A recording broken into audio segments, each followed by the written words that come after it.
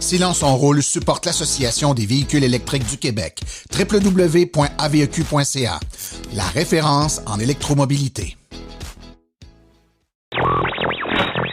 L'épisode de cette semaine est une présentation du garage Arleco. Arleco, servir au-delà de la réparation. 37 associations de véhicules électriques s'unissent pour créer une alliance mondiale de conducteurs de véhicules électriques. Terre-Neuve et Labrador ont maintenant une subvention de 2 500 $ à l'achat de véhicules électriques. Une loi zéro émission canadienne est nécessaire selon Mobilité électrique Canada. Cédric Ingrand nous parle des projets de Ferrari en électrification. Aux réflexions branchées, on parle de la droite et de la gauche. Connaître son auto, on parle de gérer son autonomie. Et en grande entrevue, Joanie Racine du Circuit électrique nous parle de logistique. Beaucoup de sites en peu de temps, beaucoup de sites en peu de mois. Donc, c'est sûr que si on fait 80 sites par année, puis qu'il y a 4 semaines par mois, puis qu'on fonctionne de mai à novembre, bien, ça fait beaucoup de travaux à faire en peu de temps. Bienvenue dans la 106e de Silence on roule.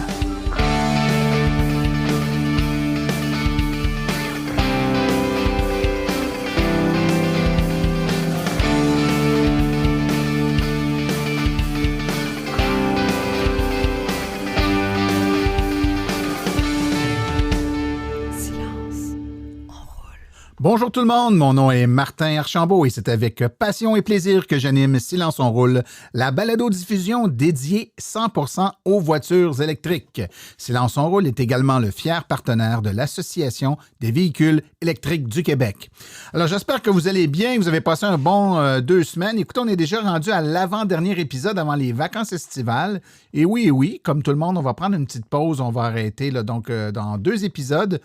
Et puis, on va faire relâche là, pour une partie de l'été. On va vous revenir avec le nouvel épisode après les vacances, le 13 août.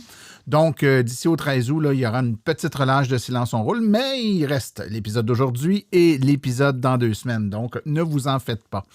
Le dernier épisode était consacré aux questions que vous avez toujours voulu poser à un concessionnaire automobile, à un vendeur de voitures électriques. On avait Yannick Asselin de Bourgeois Chevrolet avec nous. Écoutez, l'épisode semble avoir vraiment plu aux auditeurs. J'ai reçu beaucoup de messages de remerciements, de félicitations pour cet épisode-là. Je pense que la franchise et le franc-parler de Yannick a plu aux auditeurs. Donc, beaucoup de gens qui ont réagi positivement pour la plupart. Et j'ai même eu un message que je veux vous lire aujourd'hui qui nous a été envoyé par quelqu'un, donc Roger Gin, qui est en fait directeur des opérations fixes chez Polestar Montréal, les voitures électriques Polestar, qui nous a dit « Je trouve les réponses de Yannick aux questions ont été très honnêtes et transparentes. Ça fait plus de 20 ans que je travaille chez un concessionnaire et il a très bien transmis les faits. » Donc, Yannick, on te transmet les félicitations.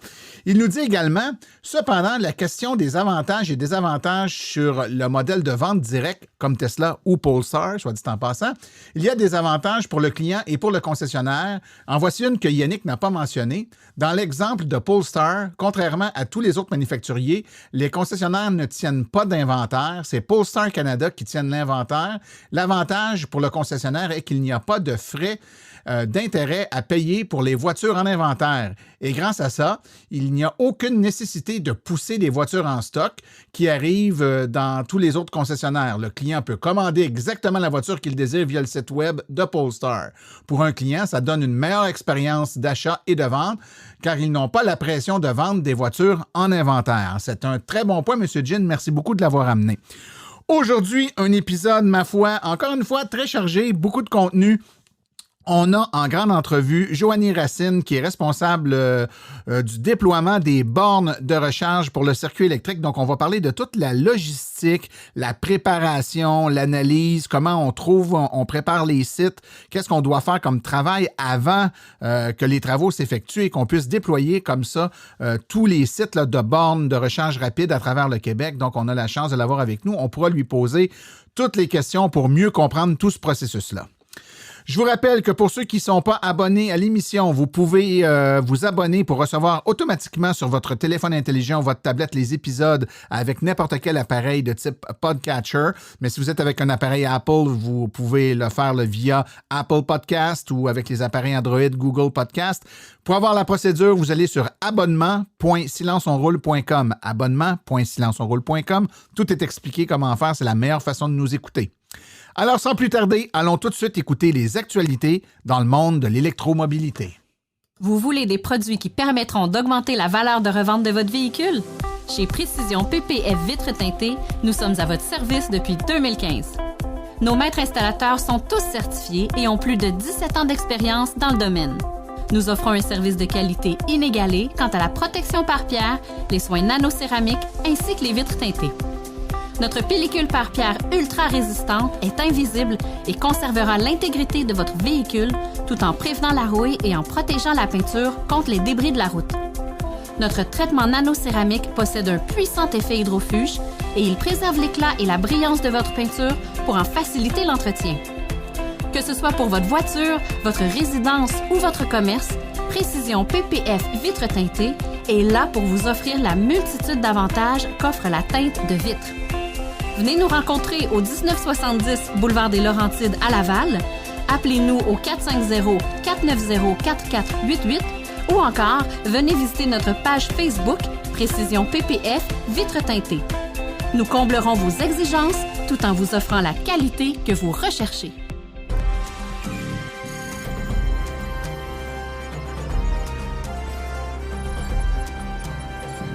L'actualité dans le monde des VE. 37 associations de conducteurs de véhicules électriques ont uni leurs forces pour créer l'Alliance mondiale des conducteurs de VE, qui représente la voix des conducteurs de voitures électriques du monde entier pour diriger la transition vers le transport électrique propre. L'organisation globale à but non lucratif recueille les meilleures pratiques, l'inspiration et l'information des associations de conducteurs de VE et de leurs membres pour s'aider, s'informer et s'inspirer mutuellement afin d'accélérer la mobilité électrique dans leur propre région, dans le monde entier. Les membres de l'Alliance demandent que chaque nouvelle voiture et camion léger vendu dans leur pays soit branché d'ici la fin de la décennie. Une transition vers les transports électriques est essentielle pour réduire rapidement les émissions de gaz à effet de serre. L'AVEC, l'Association des véhicules électriques du Québec, est la représentante des utilisateurs de véhicules électriques du Québec au sein de la Global EV Alliance. Elle participe de manière active aux travaux des commissions de travail de la Global EV Alliance.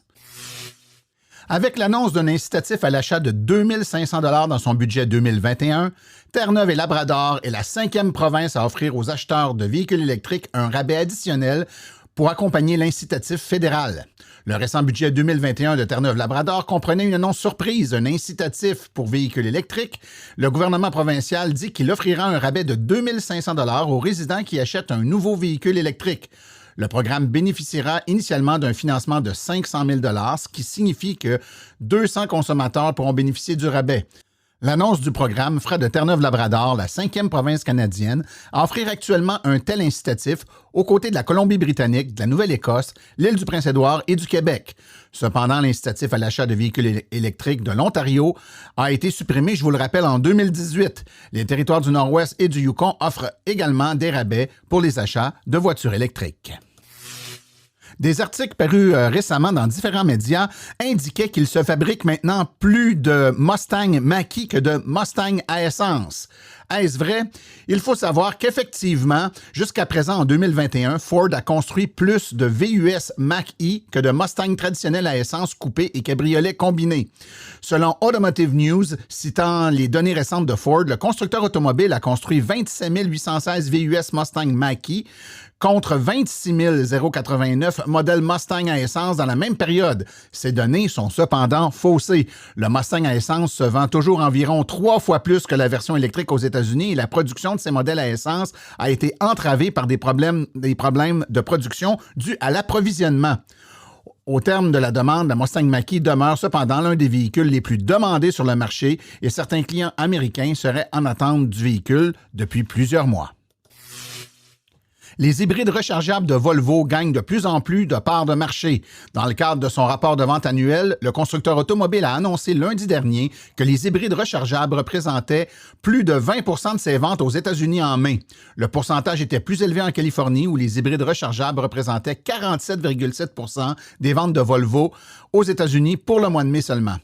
Les chiffres de vente nationale signifient que Volvo a atteint l'objectif qu'elle s'était donné l'année dernière lorsque les hybrides rechargeables représentaient seulement 5 % des ventes, dis-je, aux États-Unis.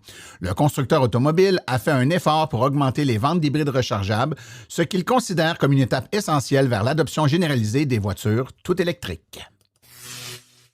Un objectif de vente accélérée soutenu par des politiques qui incluent la vente de véhicules zéro émission est essentiel pour l'atteinte des objectifs de réduction des émissions du Canada et garantir l'approvisionnement en véhicules zéro émission, a déclaré Daniel Breton, président de Mobilité électrique Canada.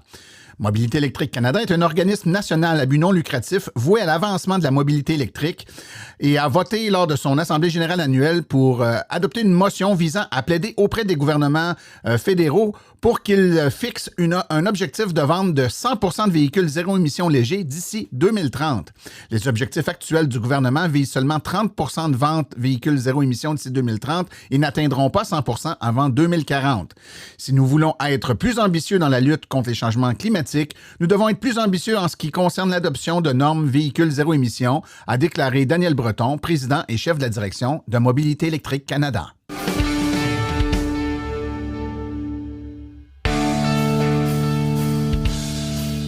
Bonjour, ici Marie-Hélène, Émile et Marc-Antoine.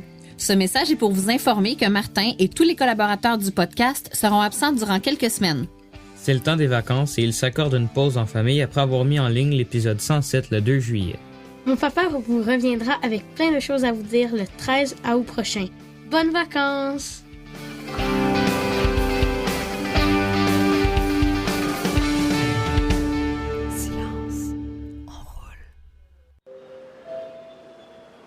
De l'autre côté de l'Atlantique, avec Cédric Ingrand. Alors, nous retrouvons avec grand plaisir notre collègue Cédric Ingrand. Bonjour, bonsoir, Cédric. Bonsoir, Martin. Pour moi aussi, c'est toujours un plaisir. Tu es ma petite récréation mensuelle, j'ai envie de dire. Je suis une récréation. J'adore. Écoute, Cédric, j'imagine que dans ton coin de pays, comme dans le nôtre, les activités reprennent graduellement. On sent un semblant de retour à la normale. En tout cas, c'est lentement, mais sûrement. Disons-le comme ça. Alors, si le marché de la voiture électrique était un témoin de l'économie au sens large, alors notre économie serait sur une pente ascensionnelle digne d'une fusée de SpaceX, tu vois. Et parce que les ventes ici sont en train d'exploser. Je le dis de manière toute personnelle parce que ma plus grosse actualité du mois, c'est quand même que j'ai enfin, ça y est, une voiture électrique, que j'ai une Tesla Model 3 et que du coup, j'ai pu aller voir ce qui est en train de se passer. Avant, ils les livraient dans une concession à peu près normale en banlieue parisienne et maintenant, pour les livrer, ils ont loué un bout de parc des expositions pas très loin de l'aéroport Charles de Gaulle où vous êtes invité à venir chercher votre voiture à 9h ou à 10h ou tout ça avec des gens qui préparent les vagues de voitures. Enfin, en termes de volume, c'est impressionnant et c'est assez représentatif de ce qui est en train de se passer sur le marché tout entier. C'est intéressant de voir parce que ça faisait partie des choses qu'on prédisait. Enfin, c'était un peu comme tes voisins du Sud appelleraient du wishful thinking, c'est-à-dire on se disait ça va probablement se passer comme ça, c'est-à-dire qu'il va y avoir à un moment un mouvement d'accélération lié au fait que les gens qui achètent des voitures neuves vont se dire non, je peux pas encore acheter un diesel, c'est pas possible. Et une voiture à essence, même ça, vraiment, voilà. Et puis la baisse des prix, et puis les subventions, et tout à coup, il y a un effet de cliquet, c'est-à-dire que voilà, le marché de l'électrique est en train d'exploser. Alors c'est pas encore la majorité, on n'est pas en Norvège, mais c'est impressionnant de voir ce qui est en train de se passer en ce moment. Et du coup, il y a plein de gens qui ont plein de questions sur mais qu'est-ce que je fais, où est-ce que je recharge, comment je fais, la board, le truc, etc. Donc c'est bien, c'est un moment passionnant à vivre. Excellent. Écoute, Cédric, tu avais quelques petits sujets avec lesquels tu voulais nous entretenir aujourd'hui. Alors, je te laisse y aller avec ton premier sujet. Alors, tu sais, pendant longtemps, il y a des constructeurs, tu leur parlais de voitures électriques et ils disaient, bon, oui, enfin, dans 10 ans, dans 15 ans, peut-être. Et puis, évidemment, ils ont été rattrapés par la réalité du marché. Il y a même des constructeurs qui disaient, ah non, Fontaine, je ne boirai pas de ton eau, comme disait le poète. Parmi ceux-là, il y avait Ferrari. Non, Ferrari, c'est vrai que culturellement, c'est difficile à Maranello de se dire, bon, on va remplacer nos joyaux que sont nos moteurs par des trucs de 30 kilos qui font même pas de bruit parce que faut rappeler que chez Ferrari, on livre des voitures sans système sonore à l'intérieur, en estimant que le V8 ou le V12 qui est à l'arrière vous suffit bien à occuper vos oreilles. Et donc voilà, pendant longtemps, Ferrari disait, bah non, chez nous, il y aura pas de voiture électrique. Apparemment, finalement, ils sont en train de changer d'avis, mais tu vas voir, changer d'avis à leur façon, c'est-à-dire qu'ils pourraient lancer dès 2024 une voiture, mais attention, qui ne sera pas un roadster sportif, qui sera un SUV, et qui pourrait être un dérivé du Purosangue pour les connaisseurs. Mais alors évidemment, on attend de le voir. On imagine bien que moi je serais ravi d'aller l'essayer, mais il y a déjà plusieurs fuites qui nous disent qu'il y aurait 4 moteurs électriques pour atteindre 610 chevaux de puissance et garantir pour autant 350 km d'autonomie avec une capacité de 80 kWh. Ce qui est intéressant, c'est que parmi les choses qui ont dû pousser Ferrari à agir, en fait, bon, d'abord, il y a le fait que la concurrence des véhicules électriques est quand même terrible en termes de performance. Et puis, il y a peut-être les fans de la marque, parce que moi, j'ai trouvé sur Internet des fans de Ferrari, voire même des collectionneurs de Ferrari, qui font du rétrofit, qui se disent, bon, finalement, ma vieille Ferrari 308 GTS qui fait que 255 chevaux, si j'y mets un moteur de Tesla, par exemple, tout à coup, je vais quasiment doubler sa puissance, ça va la rendre aussi beaucoup plus intéressante. Et donc, il y a des vidéos sur YouTube que j'ai trouvées où on voit des amateurs de Ferrari qui font la course entre une vraie Ferrari Testarossa et une Ferrari passée à l'électrique, mais par des moyens non officiels. Donc, je pense que de fait, il était temps que Ferrari s'inquiète de cette situation. Oui, et c'est quand même, avec Ferrari, on a la particularité de manufacturier automobile qui a je dirais, la particularité de produire peu de véhicules, mais des véhicules très haut de gamme, contrairement à d'autres marques de véhicules mythiques, mais plus grand volume. J'ai parlé avec toi dans ton podcast il y a quelques semaines, quelques mois de la Mustang Mach-E ici. Bon, s'attaquer pour Mustang, attaquer le marché de l'électrique, c'est aller se chercher de nouveaux adeptes, mais c'est aussi faire grincer des dents un peu les puristes de la Mustang, de la marque Mustang. Certains diront... Ce n'est pas une Mustang. Le nom Mustang, oui, mais ça aurait dû porter un autre nom. En réalité, ce n'est pas une Mustang. Est-ce que chez Ferrari, on va ressentir le même sentiment de trahison? Ça va être très difficile parce qu'évidemment, c'est quand même des choses où la culture est extrêmement forte. Même pas besoin d'aller chercher aussi loin que Ferrari.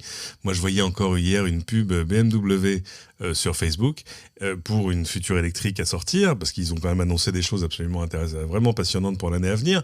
Et alors en dessous, les commentaires des fans de la marque, c'était terrible. Il y en a qui disaient non, mais s'il n'y a pas un V6 ou un V8 ou même un diesel, c'est pas une BMW. Et non, il va falloir arriver à dépasser les réticences de leurs propres fans. Je pense que culturellement, ça va être difficile. Oui, je comprends. Écoute, dans un tout autre ordre d'idée, Cédric, si je ne me trompe pas, vous commencez à vivre un peu ce qu'on vit ici, c'est-à-dire que les pétrolières commencent à s'intéresser tranquillement, pas vite, au modèle de faire des profits, ou en tout cas, à tout de moins s'ajuster au goût du jour en installant des bornes de recharge. Vous vivez la même chose chez vous. Là. Ah oui, là aussi, de manière, j'ai l'impression, accélérée. Alors là aussi, évidemment, tout à coup, quand tu deviens possesseur d'un véhicule électrique, tu t'intéresses de manière très rapprochée au réseau de bornes de recharge, combien ça coûte, quelle carte il faut, où est-ce que ça se passe, etc. etc.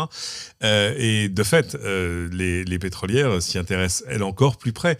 Tu sais, à Paris, il y avait pendant longtemps ces petites voitures électriques en location, les Autolib, que tu pouvais louer à la demi-heure pour faire un trajet et que tu allais rendre dans une station Autolib où il fallait la remettre en charge. Alors les Autolib, c'est terminé et on a appris il n'y a pas longtemps que les bornes Autolib avaient été rachetées par Total, grand pétrolier chez nous évidemment, mais c'est pas tout. Shell vient d'ouvrir sa première station de bornes électriques, mais c'est pas une station à essence où on a mis des bornes, c'est une station où il n'y a que des bornes électriques au cœur de Paris. Alors vraiment au cœur de Paris, pour ceux qui connaissent la capitale, ça se passe au sous-sol du parking de l'hôtel de ville, juste directement face à Notre-Dame. Mais c'est pas les seuls. Total a ouvert dans le quartier d'affaires de la Défense une station où il n'y a que des stations de recharge électrique. Alors c'est pensé pour les utilisateurs particuliers certes, mais pas seulement. Il y a aussi évidemment les taxis, les Uber et tout ça. Mais alors apparemment, moi j'ai un ami qui est allé recharger sa voiture. Bon, très bien, ça fonctionne. C'est pas donné, mais en même temps, c'est un vrai service. Et il était assez frappé de voir des gens qui rentraient dans la station avec un véhicule thermique en disant mais qu'est-ce que c'est que cette... mais comment ça marche? Et je ne sais si c'est Shell ou Total, ils sont en train d'ouvrir une troisième juste à côté de l'aéroport Charles de Gaulle, là encore pour des chauffeurs professionnels. Mais je pensais que là aussi, le passage de l'un à l'autre se ferait de manière plus graduelle, c'est-à-dire avec de l'ajout de bornes de recharge électrique dans des stations-service plus traditionnelles, comme ça se fait ailleurs. Mais voilà, apparemment, pour eux aussi, c'est en train de devenir un vrai marché. Ah ben écoutez, c'est tout le temps fascinant de voir à quel point les modèles bougent un peu d'un endroit à l'autre dans le monde. Nous aussi, on vit un peu la même transition ici. Puis certaines stations-service, pas les plus grosses, souvent des plus petites chaînes qui, tranquillement, pas vite, font le pas d'ajouter, un peu comme tu décrivais, là, rajouter quelques bornes de recharge à une station-service traditionnelle. Mais de plus en plus, on voit les gros joueurs s'y intéresser, poser des questions et puis participer à des tables de discussion sur ces sujets-là auxquels, il y a quelques années à peine, on aurait osé croire qu'ils s'intéressent. Ah oui, non, c'était des conversations qu'ils ne désiraient même pas avoir. Alors, avant qu'on se quitte, moi, j'ai un petit coup de cœur dont je voulais te parler. Évidemment, pas besoin d'être français pour connaître la 2 chevaux, qui est un de nos véhicules fondateur. Ça date, la 2 chevaux, elle date de quoi? C'est l'après-guerre. C'était cette voiture de Citroën qui avait une suspension à peu près faite avec des ressorts de matelas, disons-le, mais ce qui lui donnait une espèce de... Enfin, ça bougeait toujours dans une 2 chevaux, une voiture extrêmement légère, avec un toit en tissu ciré et un moteur qu'on pouvait réparer presque avec des trombones. Et évidemment, ça fait le bonheur des amateurs, là encore, de rétrofit. Pas besoin d'avoir une Ferrari 308 GTS pour s'y essayer. Il y a maintenant une entreprise qui vend un kit qui te permet de faire passer ta vieille 2 chevaux ou ta vieille Méhari, tu sais, qui est la version de plage de la 2 chevaux décapotable. Alors là, il n'y a plus de tôle, il n'y a même que du plastique. L'entreprise s'appelle Airfit et elle fait un kit qui permet de passer ta 2 chevaux à l'électrique. Ça vaut quand même 9 000 €, ce qui fait à peu près 14 000 $ canadiens. Bah oui, mais bon, c'est encore une discipline récente chez nous, le rétrofit. Ça fait à peine un an que c'est possible. On a le droit de le faire uniquement sur des véhicules de plus de 5 ans en bon état. Mais au moins, ça donne des idées et puis ça permet de remettre sur les routes des voitures qui étaient jusque-là réduites à l'état de voitures de collection. Ça va être quand même intéressant. Mais je pense que comment ça se passe le rétrofit chez vous? Ça se fait? Oui, ça se fait, mais c'est complexe dans la mesure où le fait d'altérer un véhicule de cette façon nécessite une recertification pour pouvoir faire circuler le véhicule. Donc, c'est très... Il y en a quelques-unes. On voit quelques véhicules, par exemple, des vieilles Volkswagen Beetles qui ont été modifiés pour les rendre électriques. On a vu aussi certains véhicules sport plus traditionnels des anciens modèles de Mustang. J'ai déjà vu une Corvette qui avait été modifiée également pour la rendre électrique. Mais c'est très peu répandu. On a par contre des entreprises spécialisées pour le faire dans le véhicule un peu plus gros, la camionnette, le véhicule de transport de marchandises de type Econoline. Donc, on a des entreprises ici qui fabriquent qui se sont spécialisées dans la motorisation électrique pour ces véhicules-là. Donc, ils font une modification de vieux, pas de vieux, mais de F-150 ou d'Econoline, mais pas dans un concept où on prend quelque chose de vieux puis on le ramène au goût du jour, plutôt dans le sens où, puisque le manufacturier original ne le fait pas dans cette version-là, pour des raisons économiques ou idéologiques jusqu'à un certain point, font les modifications des véhicules. Ouais. Espérons que ça donne aussi des idées aux constructeurs de ces voitures. Oui, dans le cas du F-150, là, maintenant, c'est fait. Ça c'est fait. Mais il faut l'essayer, celui-là. Hein. Oui, ça viendra assez rapidement ici. Oui, c'est ça. J'aurai la chance de pouvoir t'en parler dès que ça sera rendu disponible ici pour les essais médias. Là, je pourrais t'en parler. Avec grand plaisir, parce que ça va être un grand coup pour la voiture électrique en Amérique du Nord. Ah, certainement. C'était très attendu. Maintenant, reste à voir si les véhicules vont être rendus disponibles avant, pendant ou après le Cybertruck, qui lui aussi est très attendu.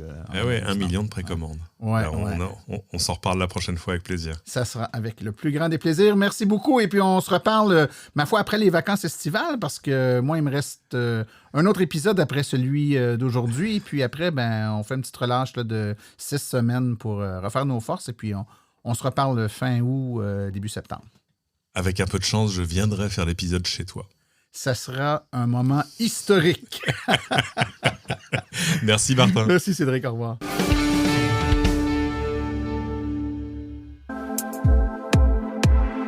EV Born, à la maison, en condo. EV Born, vos subventions. EV Born, branché au travail. Hey Martin, on répète-tu trop le nom de la compagnie? Ou un petit peu trop, je la refais. Pour recharger, ça prend une borne de recharge et l'équipe de EV Born est à votre service. Pour vous brancher au commerce, à la maison ou au travail, composez le 418-866-0653.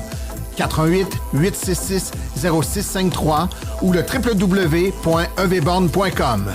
EV Born, la passion à votre service.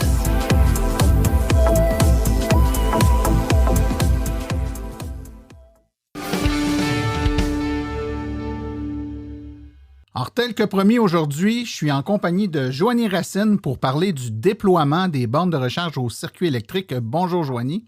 Allô, Martin. Écoute, on va mettre deux choses au clair en partant. La première, on se connaît, on travaille ensemble, donc on ne fera pas semblant qu'on ne se connaît pas pour le biais de l'entrevue. Je pense avoir placé les choses en perspective. La deuxième, le sujet d'aujourd'hui, c'est vraiment le déploiement sous l'aspect, je dirais, de la planification et de la logistique du déploiement. Donc, ce n'est pas une discussion en caractère technique ou de choix de technique ou de type de borne. C'est plutôt comment on décide où il va y avoir des bornes, comment on prépare tout ça, qu'est-ce qui fait qu'on peut utiliser ou pas utiliser tel ou tel terrain ou tel emplacement. Donc, on va vraiment être dans la logistique, puis c'est le domaine, si je ne me trompe pas, dont tu as les deux mains dedans là, à temps plein, c'est bien ça? Oui, tout à fait, tout à fait. Donc, écoute, on va y aller tout de suite avec les premières étapes. Donc, si on fait juste une mise en perspective un peu de la situation, donc le circuit électrique installe des bornes de recharge et là, on va parler principalement des sites de bornes rapides. Il y en a combien de bornes rapides et ou de sites là, actuellement de déployés au moment où on se parle? Oui, au moment où on se parle, on est à environ 475 bornes rapides à travers le Québec sur un petit peu plus de 200 sites, donc 200 à 220 sites en ce moment. OK. Et la grosse période de déploiement, donc la période dans laquelle les sites commencent à apparaître, c'est surtout à ce temps-ci de l'année, je présume, c'est pas au mois de janvier? Non, c'est ça, c'est maintenant. Puis on est vraiment dans le gros crush en ce moment, là, si tu me permets l'expression.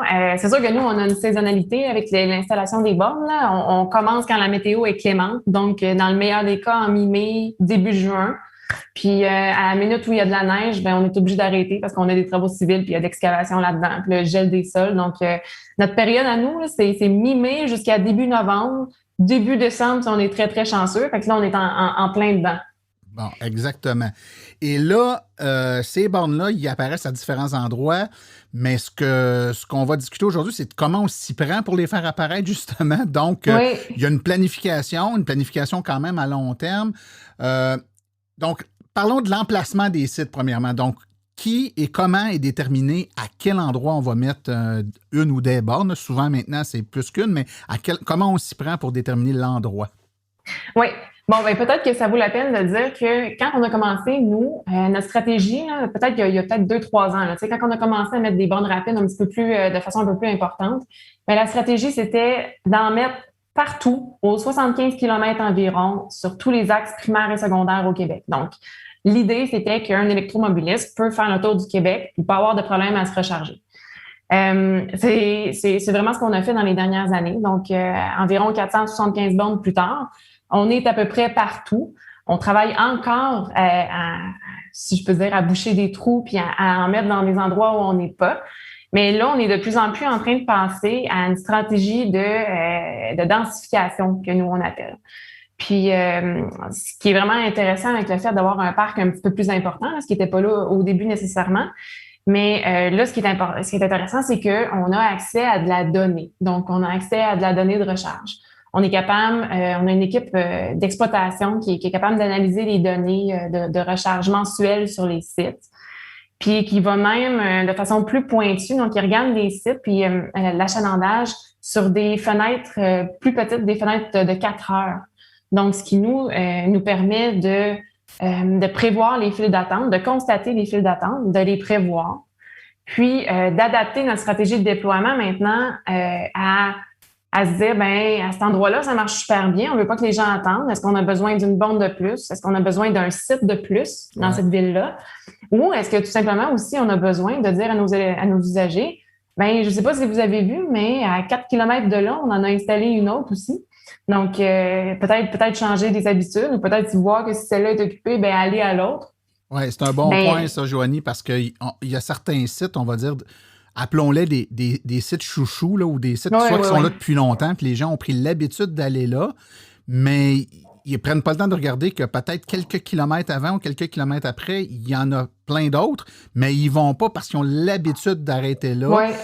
C'est quelque chose d'important. Donc, la communication, tu sais, quand les nouveaux sites apparaissent, si les gens sont au courant puis on les incite à y aller, ça peut aider pour réduire je pourrais appeler ça des files d'attente inutiles. Dans le fond, les gens attendent dans une borne alors qu'il y en a disponible juste à côté. Là. C'est ça, de réduire l'insatisfaction aussi, puis l'impression peut-être qu'on n'en met pas assez. Donc, nous, on en a mis à plusieurs endroits, on en a mis plusieurs dans une même ville. Puis ce qui est le fun aussi, comme tu dis, ce qui est le fun maintenant, c'est qu'on a une super application aussi. Donc, les gens peuvent voir, quelles sont les possibilités autour d'eux. Donc, si celle-là est occupée, ben peut-être regarder autour, voir s'il y a autre chose. Peut-être des fois une sortie plus loin sur l'autoroute. C'est pas. Mais ceci dit. Ça nous donne vraiment une bonne idée de où aller avec le déploiement, de regarder les données d'achalandage comme ça. Là. On est là. Exact. Puis là, ce qui est intéressant dans ce que tu as présenté, c'est que vous mesurez le facteur d'utilisation des bornes. Il y a une très bonne lecture de comment les bornes sont utilisées pour vous donner de la donnée qui va vous dire on ajoute des bornes à un site ou on ajoute des nouveaux sites. Mais une fois que cette réflexion-là est faite, si on les ajoute si vous voulez en ajouter sur le site, c'est que, théoriquement, je présume, vous savez que vous avez l'espace et l'entente avec le partenaire pour être capable d'en ajouter des nouvelles. Mais s'il faut ajouter un nouveau site, là, il faut trouver l'endroit. Il faut avoir un partenaire. Peut-être nous expliquer, Joanie, l'endroit où sont mises les bornes, contrairement, par exemple, à Petro-Canada qui va installer des bornes sur ses sites de stations-service. Le circuit électrique possède pas de site en tant que tel, donc vous devez vous installer sur le terrain de quelqu'un d'autre. Là. Oui, c'est ça, que tu l'as mentionné tantôt, et ça se peut qu'on ait déjà une entente, parce qu'initialement, nous, on prend une entente avec un partenaire. Puis, on lui demande finalement de nous laisser un petit bout de son terrain pour une durée X, là, que ce soit 10 ou 20 ans, pour qu'on puisse installer nos installations puis en prendre soin, les entretenir.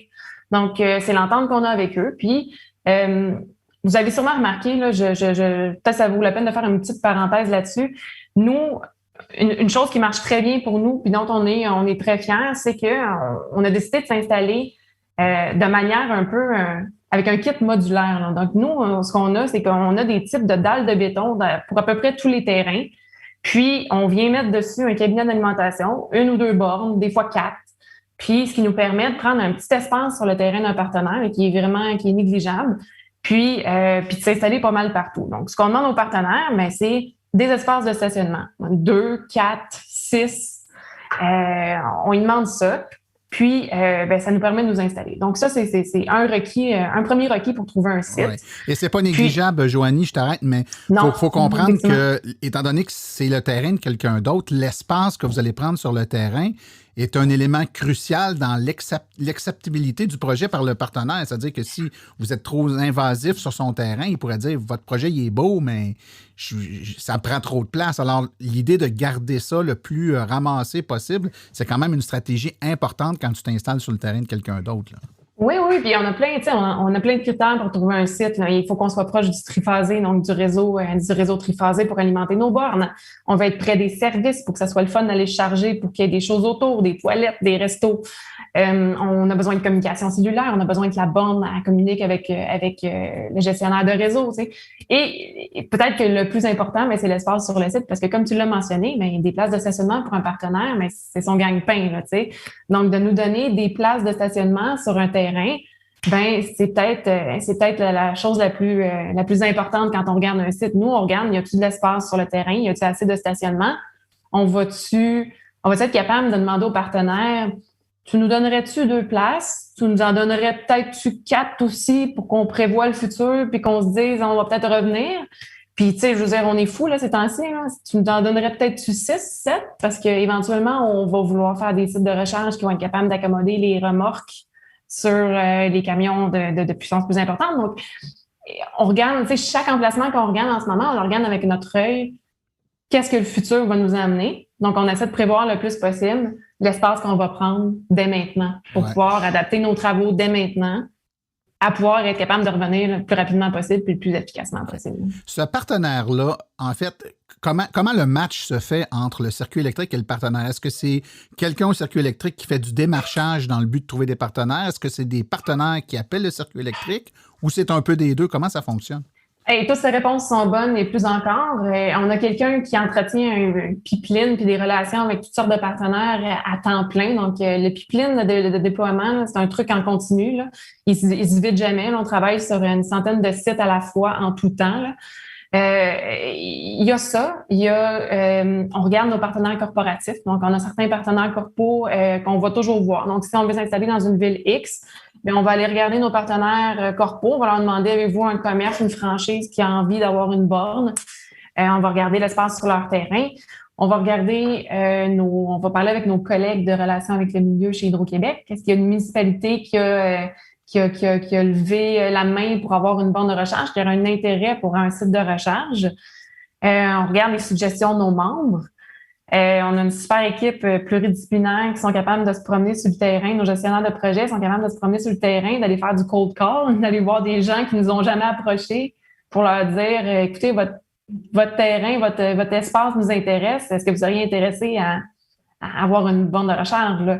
Donc, on explore toutes ces options-là pour pouvoir trouver un bon site. Et quand tu dis, seriez-vous intéressé à avoir une borne de recharge, le partenaire en question, ce qu'il doit céder ou consentir, c'est de céder de l'espace, mais il n'y a pas de frais pour lui. C'est-à-dire que la borne de recharge puis l'installation, c'est aux frais d'Hydro-Québec. C'est 100% aux frais d'Hydro-Québec. Donc, c'est le modèle sur lequel on fonctionne depuis 2018. On paie tous les frais et le partenaire, tout ce qu'il a à faire, c'est à nous céder un petit peu d'espace sur son terrain, puis à s'engager, entre autres, de garder l'espace propre, de déblayer l'hiver, donc d'enlever la neige pour que ça soit accessible, puis de nous dire si jamais il y a quoi que ce soit qui ne fonctionne pas avec la station de recharge. Donc, ça, c'est l'engagement du partenaire, de nous donner de l'espace, puis de garder ça accessible. Ouais. Maintenant, si on parle processus, Joanie, c'est-à-dire qu'à partir du moment où là, ce match-là s'est fait avec un partenaire, puis dans votre cahier de projet, tu écris, bon, ben on va installer une borne là prochainement. C'est quoi l'envergure de la patente? Ça prend combien de temps? Puis quelles sont les étapes préalables du moment où on a l'entente, où on sait qu'on va faire quelque chose avec un partenaire, jusqu'au moment où on met la switch on, puis on annonce aux membres qu'il y a une nouvelle borne? Oui, bien, c'est un processus qui est quand même assez complexe, là. Les gens nous disent souvent, coudonc, c'est long, on a hâte d'avoir notre borne, puis il me semble que c'est long. Mais chaque étape a son importance, puis chaque étape a ses délais, là. Puis je pense que ça vaut la peine justement d'en parler, puis d'en parler plus, justement. Nous, on se dit souvent que installer une borne de recharge, une station de recharge dans un site X, là, ça peut prendre, dans le meilleur des cas, 3 mois, si tout déboule vraiment, vraiment très bien. Et puis, ça peut prendre, dans le pire des cas, 1 an, plus qu'1 an. On a des sites, nous autres, sur lesquels on travaille depuis plus d'1 an. Puis pour plusieurs raisons, plusieurs contraintes, on est obligé de recommencer ou de changer de partenaire. Puis, donc ça, c'est à peu près le temps que ça prend mettre un site en service à partir du moment où on sait qu'on veut s'installer là. Donc, pour que ça soit clair pour peut-être tout le monde, les différentes étapes, ben un coup, là, comme qu'on a fait ce qu'on disait tantôt, là, qu'on s'est fait un shortlist, là, on a une couple de sites en vue à un endroit qui nous intéresse, ben on va communiquer avec le partenaire. On va lui demander s'il est intéressé justement à céder son espace, s'il est intéressé à l'entretenir.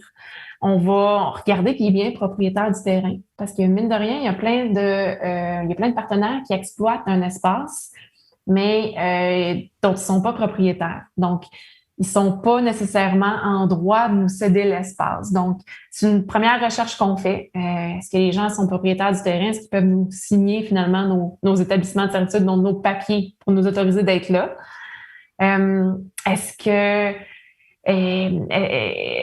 sont prêts à nous laisser l'espace dont on a besoin? Rendu là, ben ça, c'est une entente qu'on prend avec le partenaire. Donc, il faut signer, il y a un petit aspect légal à tout ça. Donc, il faut signer des papiers.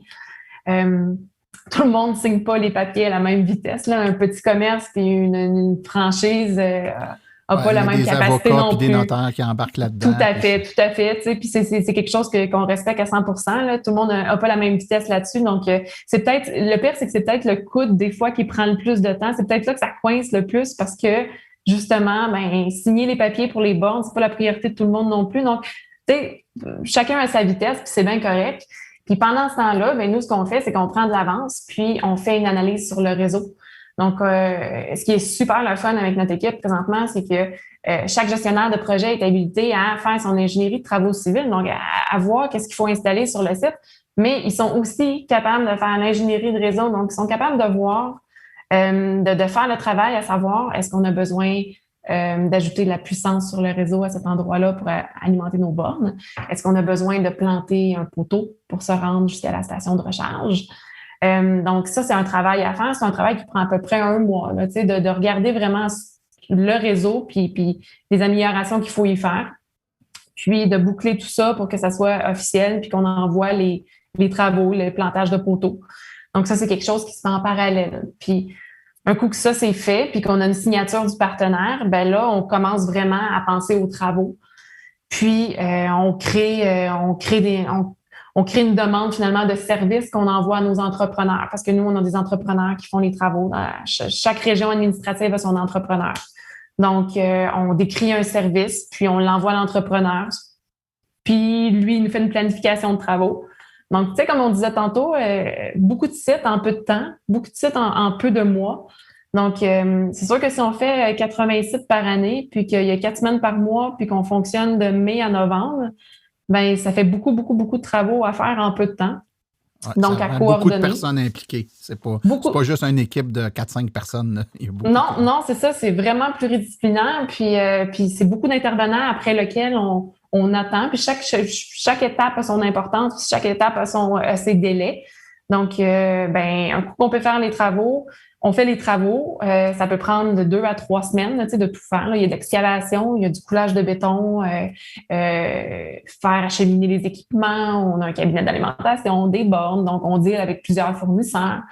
Puis, un coup que ça s'est fait, on demande aux distributeurs, à Hydro-Québec Distribution, de nous raccorder.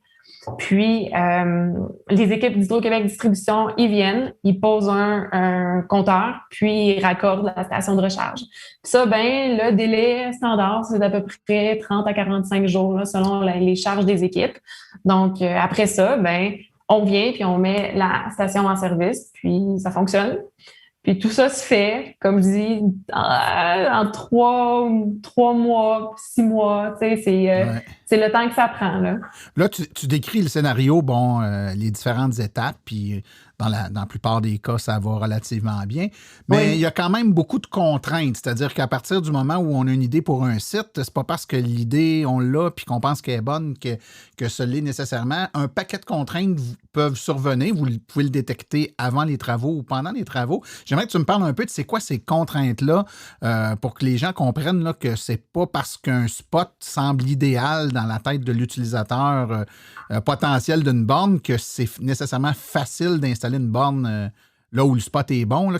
Quelles sont ces contraintes-là qui peuvent mettre des bâtons dans les roues un peu? Oui, dès le début, nous, on regarde ça avec notre œil on est Hydro-Québec, donc on installe avec les moyens, les sous d'Hydro-Québec. Donc, ce qu'on essaye de faire, c'est d'installer au moindre coût. Là. Donc, nous, la meilleure option, c'est une option avec un raccordement aérien qui est pas trop loin du réseau. Puis, c'est une contrainte d'importance. On va se le dire, on essaie de gérer gérer notre budget. Gérer le budget qui nous est imparti avec le plus d'optimisation possible. Donc, définitivement, une contrainte de coût. Ça se peut que les travaux soient trop compliqués. Donc, un projet peut être abandonné à cause de ça. Même si c'est un super emplacement, si le réseau est loin, on doit abandonner le projet. Donc, ça, c'est une contrainte qui est quand même d'importance. C'est sûr que à certains endroits sur le réseau, il n'y aura pas assez de puissance, donc on va être obligé de faire des améliorations au réseau. Donc, on peut aussi devoir changer d'emplacement.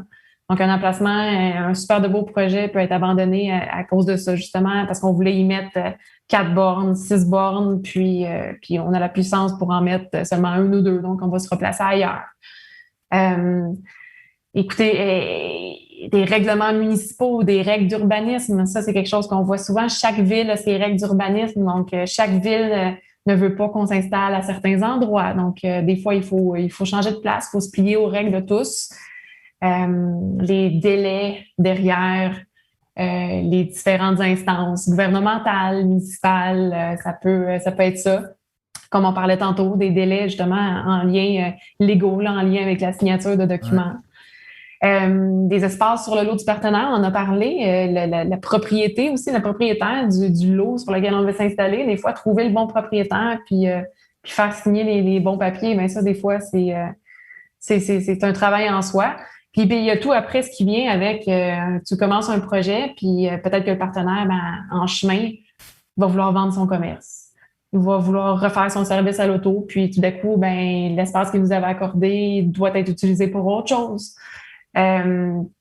Tout ce qui vient avec la réalité d'un partenaire, finalement, puis la gestion de son terrain, ce qui fait des fois, un projet super bien amorcé, puis on doit passer à autre chose, puis recommencer à zéro. On recommence à zéro avec le processus au complet. Ouais. En fait, on réalise avec ce que t'expliques, Joanie, que les contraintes sont multiples. Puis je pense que c'est là que ça devient intéressant d'avoir une équipe multidisciplinaire, comme tu parlais tantôt, parce que vous avez dans votre équipe des gens qui sont experts, par exemple, pour les servitudes, des gens qui sont experts en design de portions de réseau de distribution électrique. Donc, c'est tous ces problèmes-là qui sont de nature très diverse, que ce soit légal, technique, génie civil, infrastructure. Si vous avez une équipe qui est très multidisciplinaire, qui est capable, chacune des personnes est capable de faire avancer ces petits blocages-là, ça doit vous aider grandement pour la progression des travaux. C'est vraiment du monde qui tripe sur le projet. Donc, excusez mon utilisation du mot. Mais c'est vraiment notre grande force. Puis en même temps, on est super chanceux aussi parce qu'on s'est entouré de fournisseurs qui sont hyper flexibles, hyper motivés. Donc, on a des fournisseurs de cabinets électriques, de bornes qui sont impliqués dans le projet, qui nous suggèrent des modifications, qui nous amènent dans des places où on n'avait pas pensé, qui bougent avec nous, là, qui sont vraiment impliqués dans le projet. Puis on a des super entrepreneurs aussi, s'il faut mentionner les fournisseurs, on a des super entrepreneurs avec qui on travaille depuis une couple d'années déjà qui nous font des suggestions. Ils vont sur site, ils regardent nos plans, puis ils disent « Je sais pas si vous aviez pensé à ça, mais nous, on l'aurait fait peut-être de même. Est-ce que vous pensez que ça pourrait être une possibilité? » Puis des fois, ça nous amène quelque part qu'on n'avait pas pensé, puis c'est toujours pour le mieux. Là, on est vraiment entouré de tripeux. Là, c'est vraiment le fun. Là. Et là, on est au début de la saison, de votre forte saison de déploiement. J'aimerais que tu me parles un peu de ce qui s'en vient pour le circuit électrique à court terme, donc des régions que vous allez développer un peu plus, des ajustements de planification en lien avec, je sais pas moi, la COVID qui a un impact sur les habitudes de vacances des gens, etc. Comment ça s'enligne là, pour les prochains mois? Oui, là, à court terme, c'est clair. Comme on disait tantôt, là, on a une stratégie de densification, mais on a aussi une stratégie d'expansion qui est encore là. Donc, il nous reste plein de bornes à mettre en Gaspésie, sur la côte nord, nord du Québec aussi. Des régions qui étaient moins bien desservies l'année passée, qu'on veut vraiment, auxquelles on veut ajouter cette année. Ça, c'est ce qu'on fait comme à court terme, avant les vacances, là. On essaie vraiment de régler ça puis d'ajouter des bornes là où les gens vont être en vacances parce que les gens recommencent à bouger. Donc, ça, c'est intéressant. C'est des choses qu'on avait dans notre tête l'année passée puis qu'on veut finaliser avant les vacances cette année. Puis sinon, c'est sûr que là, on va vraiment travailler fort pour que d'ici Noël, jusqu'à dans les prochains congés, finalement, que les gens vont se remettre à se déplacer, que notre saison soit bouclée d'ici Noël puis qu'on ait mis toutes les bornes qu'on veut installer. Donc ça, c'est nos prochains deadlines. Puis comme tu le dis, là, on commence vraiment à voir que les gens commencent à se déplacer. Donc, on va excuse mon anglicisme, on va monitorer ça de près. Puis on va ajouter finalement à notre planification initiale de cette année pour vraiment s'adapter aux besoins des électromobilistes, des usagers. Là. Ouais. On veut être où les gens sont. Là. On veut être aux bons endroits. Là. Aux bons endroits, au bon moment. Écoute, le temps file super vite, Joanie, mais j'ai encore quelques questions à te poser. Fait que si tu as quelques minutes encore pour moi, je te poserai quelques questions encore. La suivante, c'est... on a vu qu'il y a des bancs d'essai pour des bornes à plus haute puissance, 150 kW, 350 kW, en fait 175, 350 kW. Donc, forcément, s'il y a des essais qui se font, c'est parce qu'il y a des planifications avec des nouvelles puissances dans un avenir, par exemple, dans un avenir à moyen terme, des bornes plus puissantes qui vont s'installer. Est-ce que la venue de ces nouvelles puissances-là a un impact sur votre planification puis votre façon de prévoir les travaux? Est-ce que c'est la même affaire? Le fait que ce soit haute puissance, est-ce que ça change quelque chose ou ça ne change rien? Maintenant, ça change définitivement quelque chose. Comme tu l'as dit, nous, ce qu'on est en train de regarder, on est en train de regarder différentes puissances. On a fait des tests avant de déployer en masse. Donc, c'est important pour nous de s'assurer qu'on avait les bonnes technologies aux bons endroits pour répondre aux besoins des gens. Donc, on est en train de faire des tests pour des 25, pour peut-être s'installer dans les centres commerciaux, là où les gens vont se recharger pour un petit peu plus longtemps. On regarde pour installer de la 150, de la 350. Mais comme tu mentionnes, c'est des technologies qui vont nécessiter des installations déportées. Donc, on n'est plus avec notre petite dalle double puis notre petit espace restreint, on va prendre plus de place. Donc, comme je disais tantôt, à chaque fois qu'on regarde un site, qu'on analyse un site en ce moment, on le regarde avec notre œil, est-ce que ça serait un bon site pour installer des technologies plus puissantes? Donc, on regarde voir si on pourrait pas faire des travaux en avance, prendre plus d'espace, se réserver plus d'espace avec le partenaire. Déjà installer en avance, faire des travaux qui vont nous permettre d'être là l'année prochaine, en 2023, peut-être plus rapidement, plus efficacement. Donc, on regarde tout ça en ce moment. Là, on travaille sur nos plans, on travaille sur nos ingénieries de réseau, qu'est-ce que ça va prendre. On est là-dessus. Puis justement, ça m'amène comme question, étant donné qu'on parle de trucs à plus haute puissance, il y a beaucoup de personnes qui se posent la question comment le circuit électrique va se préparer à la venue des véhicules plus gros, que ce soit véhicules de transport, par exemple, les autobus scolaires. Est-ce que tout ce beau monde-là, qui est autre chose que de la petite voiture individuelle, là, va venir se brancher sur les mêmes bornes que nous, on utilise? Est-ce que vous planifiez quelque chose juste pour ça? Comment ça s'organise pour faire face à ces changements-là qui vont arriver tôt ou tard ici au Québec? Oui, on est conscient que ça s'en vient. On peut... je pense que c'est logique de penser que les sites de recharge vont se spécialiser. Donc, peut-être que les transports lourds, comme tu dis, ne partageront pas les mêmes sites de recharge que les bornes rapides, là, que les bornes rapides pour véhicules légers. Donc, c'est sûr qu'il y a des gens dans notre équipe qui réfléchissent à ça. Ça va être la responsabilité de plusieurs parties de réfléchir à ça puis de trouver un plan dans les prochaines années. Mais oui, c'est sûr que ça fait partie de nos réflexions. De vos réflexions, oui. Puis finalement, j'ai une dernière question pour toi. Tous ces véhicules-là qui se chargent sur les nombreuses stations qui sont installées, est-ce que ça commence à avoir un impact sur le réseau hydroélectrique dans son ensemble en termes de consommation? Donc, est-ce que vous tenez compte de ça ou est-ce qu'à un moment donné, le déploiement de plein de grosses stations comme ça risque pas de faire en sorte qu'on va arriver à un maximum que le réseau est capable de supporter en termes d'électricité disponible pour les véhicules? Est-ce que c'est arrimé avec les équipes qui gèrent la distribution d'électricité? Oui, définitivement. Pour l'instant, c'est pas un enjeu. Donc, c'est pas un enjeu sur le réseau, là, l'importance de la recharge rapide. Mais c'est clair que le projet de borne de recharge, c'est un projet intégré chez Hydro-Québec. Donc, plusieurs équipes sont là-dessus. Le distributeur surveille le projet de très près également. Donc, pour l'instant, c'est pas un enjeu, mais c'est sûr qu'on garde notre œil là-dessus, puis on regarde qu'est-ce qui s'en vient. Bien, c'est excellent. Bien, je te remercie beaucoup, Joanie, pour le temps que tu as pris pour répondre à nos questions aujourd'hui. Je pense que ça va avoir éclairé beaucoup de nos auditeurs sur le dessous de ces belles stations-là qui poussent. Je pense que les gens sont très contents quand ils voient arriver des nouvelles stations, des nouvelles bornes sur des sites existants, puis les gens sont tout excités de voir qu'il va y avoir des nouvelles options de recharge, mais derrière cette apparition, comme par magie d'une borne, de ce qu'on a compris aujourd'hui, il y a de 3 mois, 1 an de travail, de planification puis d'organisation pour faire arriver tout ça dans un temps qui est relativement court dans la mesure où c'est pas 365 jours par année qu'on peut déployer les bornes. Donc, il y a un gros travail fait pour que tout le monde travaille en parallèle dans un délai quand même assez court. Donc, c'est un travail magistral. Je pense qu'il est apprécié de toute façon. Hein, les commentaires un peu partout sont là pour en témoigner. Je pense que les gens apprécient le travail. Donc, je vais te laisser transmettre les remerciements à l'équipe. Puis je te remercie beaucoup pour ton temps avec nous aujourd'hui, Joanie. Hey, ça m'a fait vraiment plaisir. J'ai l'impression qu'on aurait pu en parler encore longtemps. Ben écoute, je prends ça comme étant une disponibilité de ta part pour en reparler. On pourra regarder plus tard s'il y a d'autres sujets ou d'autres angles qu'on veut traiter, puis on pourra le faire avec plaisir. Certainement. Merci beaucoup, Martin. Merci, au revoir.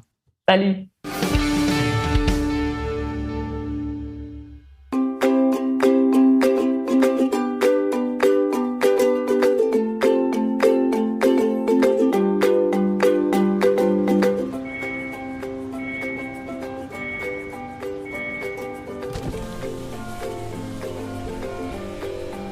C'est vrai que ça brise moins, mais il y a quand même un minimum d'entretien à faire sur nos voitures électriques.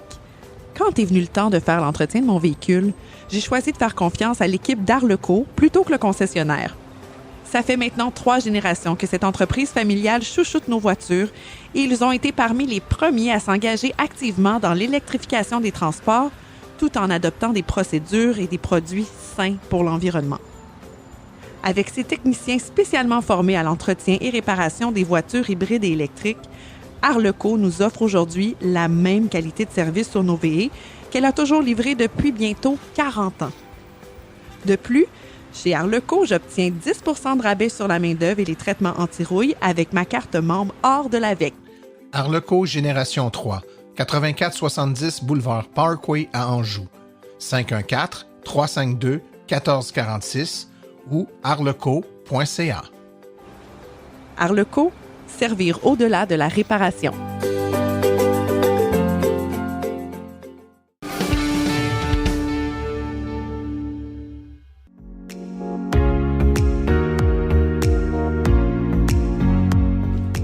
Les réflexions branchées de Claude Gauthier. Alors bonjour tout le monde. Aujourd'hui, je voudrais vous parler de la gauche et de la droite. On va dire la pure gauche et la pure droite. C'est quand même drôle de voir des fois les discussions avec les gens et les gens qui sont, que je dirais, de la pure gauche, qui pour eux, l'auto électrique n'est pas une solution, pas du tout. La seule solution qu'ils envisagent, c'est que plus personne n'ait d'auto. Comme si on vivait tous dans un milieu très urbain où le transport en commun pourrait régler tous les problèmes. J'en ai parlé quelques fois là, dans plusieurs chroniques. J'habite dans un milieu rural, un petit village où on est 3000 personnes et la municipalité qui est à côté coûte environ une dizaine de mille de personnes. Un peu plus loin, c'est juste un peu plus gros, mais vous avez juste à regarder la carte du Lac-Saint-Jean, vous allez voir plusieurs petits villages avec quelques municipalités de plus de 10 000 habitants. Là, il y en a pas un char bonne bâche, comme on dit. Donc, de ce côté-là, donc les gens de la gauche, la solution du véhicule électrique n'est pas une bonne solution pour eux. Et de l'autre côté, ceux qui sont extrêmement à droite, où eux, la solution du véhicule électrique n'est pas une bonne solution parce qu'ils ont à changer leur pratique. Donc, vous voyez, on a d'un côté des gens qui veulent qu'on change absolument tout, drastiquement, du jour au lendemain, pratiquement. Et de l'autre côté, d'autres personnes qui, elles, veulent absolument rien changer. Donc, les deux se rejoignent. Là-dessus, je vais vous raconter 2 petites anecdotes qui me sont arrivées. La première, c'est on a un détaillant ici qui vend les produits Husqvarna et une année, là, je voulais m'acheter un tracteur, donc je connaissais déjà la tondeuse électrique qui était autonome. J'avais été le voir, je lui en avais parlé. Écoute, il m'avait quasiment ri au visage que c'était pas absolument pas pratique, ça ne fonctionnerait pas et tout ça. Et finalement, j'ai acheté un tracteur à pelouse à essence, malheureusement. Et l'année suivante, je retourne à son commerce parce que là, justement, j'avais besoin de bougies, d'huile, de tout ce que ça prend pour préparer le tracteur au printemps, là. Et qu'est-ce que je vois en rentrant? Oups! Une belle tondeuse électrique autonome. Et là, je lui demande qu'est-ce qui s'est passé. Il me dit, oui, j'ai pensé à toi. Il avait été invité par la compagnie en Suède et lorsqu'il est arrivé là, il me dit, ça n'a pas de bon sens. Je me promenais et tout ce que je voyais partout, c'était des tondeuses automatiques électriques. Et là, après l'avoir vu, il a décidé que ça allait être quelque chose qui pouvait être vendu. La deuxième, C'est eu un ami, à un moment donné, justement, encore là au printemps, avec, vous savez, on prépare le tracteur, donc ça prend de l'huile, faut enlever la vieille huile, faut changer le filtre, faut ramasser l'huile, on sac pas ça à la poubelle, donc le recyclage. Il y a plus d'essence dans le bidon, il faut aller en chercher. Donc mon garçon était avec moi et il me dit, si on avait un tracteur électrique, papa, là, ça ferait longtemps qu'on aurait commencé à faire la pelouse. Hein? Il dit, tout ce qu'on aurait eu à faire, c'est de prendre la batterie, la mettre dans le tracteur, puis on serait décollé. Je lui ai dit, t'as entièrement raison. Donc le soir, j'avais invité un ami à souper et je lui raconte ça. Et imaginez sa réponse, il me regarde, puis il me dit, ouais, tout qu'un lavage de cerveau. Quoi? Ben, qu'est-ce que tu me dis là? Il dit, ben oui, mais là, ça n'a pas de bon sens. Là, toutes tes affaires, il faut que ça soit tout le temps électrique. Je dis, non, tu comprends pas. Ce n'est pas ça du tout. Mais imagine le temps que j'ai perdu. Bon, je sors le tracteur de la remise, dois aller chercher un bidon pour ramasser la vieille huile, enlève le filtre, ça fait du dégât, remets un filtre neuf, tu dois vérifier la quantité d'huile que tu remets dans le tracteur, parce que là, tu en mets, puis tu dois vérifier avec la sonde, mettre des bougies neuves, puis après ça, tu te ramasses avec tout ça que c'est pas fini, là. On ramasse la vieille huile, puis on doit aller la porter à l'éco-centre. Il y a un paquet d'affaires à faire que quand tu as un véhicule électrique ou un tracteur électrique, bien, tu n'auras pas à faire ça, puis ça va être comme ça à toutes les fois. Tout ce que tu as à faire, c'est de prendre la batterie. Des tracteurs maintenant où on a quand même des grosses batteries qu'on peut recharger. La tondeuse que je vous parlais, là, qui est le produit Husqvarna, qui est totalement autonome, donc tu t'en occupes même pas. Tu la sors dehors, tu pèses sur le bouton, puis elle démarre, puis quand tu vois qu'elle est sur le point de manquer d'énergie, elle revient à son point de départ, se stationne, se recharge, tout se fait automatiquement. Donc, vous voyez, c'est un peu la même chose avec les véhicules électriques. Il y a beaucoup de gens qui nous disent « Ouais, mais là, quand tu pars en voyage, tu es obligé d'arrêter de te charger. » Oui, mais combien de fois je fais ça dans une année? Le reste du temps, le reste de l'année, je fais quoi? J'arrive chez moi, je me branche. Le lendemain, mon véhicule est plein. Donc, beaucoup moins de perte de temps et c'est beaucoup plus pratique. Donc, sur ce, je vous souhaite une bonne semaine et à la prochaine.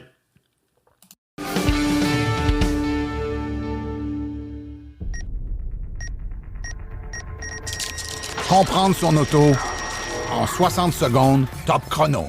Une question qui revient souvent est quels sont les facteurs qui vont influencer l'autonomie qu'aura mon véhicule? Si vous voulez faire le plus longtemps possible sans avoir à vous recharger, faites attention, essayez de ne pas excéder 100 km/h, c'est comme une voiture à essence. Évidemment, si c'est l'hiver qui fait très froid, qu'il y a de la neige, qu'il y a du vent, tout ça, ça sera des facteurs qui vont influencer, évidemment, l'autonomie disponible du véhicule. Certains trajets, par exemple, sont très montagneux. Évidemment, vous allez avoir une consommation accrue si vous êtes dans un terrain qui augmente en altitude. Par exemple, si vous partez d'un point qui est très près du niveau de la mer et que vous montez en montagne, ça va être beaucoup plus énergivore que lorsque vous allez faire le chemin du retour où vous allez descendre en altitude. Quoi qu'il en soit, c'est très semblable à une voiture à essence, donc vous devez faire attention à votre vitesse, à la température, aux conditions climatiques et dans la majorité des cas, vous allez remarquer que vous allez très bien maîtriser l'autonomie disponible et restante sur votre véhicule.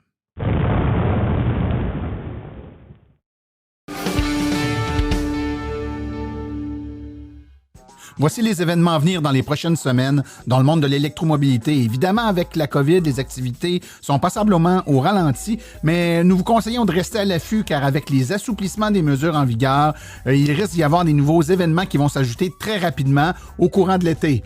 Par contre, notons pour l'instant que les 17, 18 et 19 septembre prochains, ce sera le Salon du véhicule électrique de Montréal. Les détails sont à venir sur le site du salon. Et le 1, 2, 3 octobre, ce sera le Salon du véhicule électrique de Québec. Les informations toujours sur leur site web respectif. Ceci conclut la présente balado-diffusion. Silence on roule remercie tous ses collaborateurs et invités, particulièrement aujourd'hui Claude Gauthier, Cédric Ingrand ainsi que Joanie Racine. Nous remercions également le Garage Arleco, commanditaire principal, ainsi que l'Association des véhicules électriques du Québec, partenaire de Silence on roule. La reproduction ou la diffusion d'émissions est permise, mais nous apprécierions en être avisés. Toute question concernant l'émission peut être envoyée à martin@silenceonroule.com et pour les questions générales regardant l'électromobilité ou l'association, veuillez écrire à info@aveq.ca. Je vous rappelle que sur notre site web, afin de vous faciliter la tâche, vous avez accès aux archives de nos balados ainsi qu'à des hyperliens vers les sites web mentionnés aujourd'hui, le tout directement au archives.silenceonroule.com. Mon nom est Martin Archambault et d'ici le prochain balado, j'espère que vous attraperez la piqûre et direz vous aussi, silence, on roule.